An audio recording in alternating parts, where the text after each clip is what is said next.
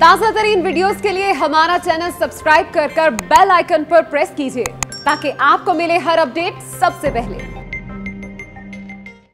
धरकी में ट्रेन हादसा हुआ, उसके ऊपर तमाम ही लोग हम पूरा पाकिस्तान ही अफसरदा है और ज़ाहिर है कि हमें भी उस पर बहुत ज़्यादा अफसोस है।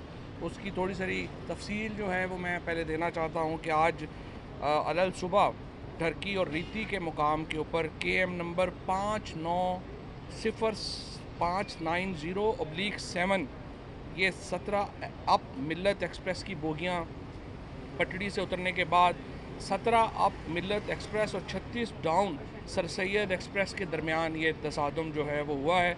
मिल्लत एक्सप्रेस और सर सैयद के दरमियान जो मिल्लत एक्सप्रेस की जो बोगियाँ थीं वो किसी वजह से जिसका अभी हतमी तयन करना मुश्किल है, वो दूसरी तरफ जाके गिर गई और दूसरी तरफ से ट्रेन आ रही थी। ज़ाहिर है उसको इतना वक्त नहीं मिला कि वो ब्रेक लगा सके और अनफॉर्चुनेटली ये हादसा हुआ।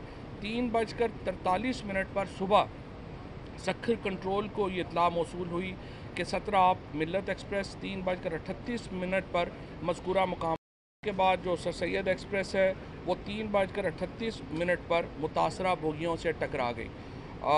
हादसे के नतीजे में 6 बोगियाँ मिल्लत एक्सप्रेस की डीरेल हुई और 5 बोगियाँ जो हैं उल्टी।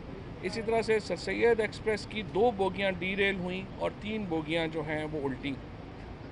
3:48 पर यह इत्तला सखर कंट्रोल ऑफिस को मौसूल हुई।